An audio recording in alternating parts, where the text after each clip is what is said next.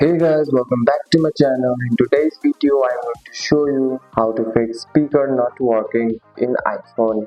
First, press the volume up button on your iPhone. Now check the silent switch on the side. If you see orange, slide up. The silent mode is turned on.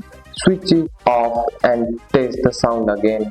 Swipe down to open Control Center and make sure volume slider is turned up, Bluetooth is off and audio is not muted. Then play a video or a song to test the speaker. Restarting fix most sound glitches. Hold the power button and volume button together. Slide to power off. Wait for 30 seconds, then turn your iPhone back on. Test the speaker again. If your iPhone thinks headphones are connected, sounds won't come out. Plug in the headphone again, then unplug them. Do this slowly and test the speaker. Dust or dirt can block sound. Use a soft brush or a toothbrush. Gently clean the speaker holes at the bottom of your phone. And that's it. That's all for today's video, guys. If you found this video helpful, drop a like and subscribe for more videos. Thanks for watching. See you in the next one.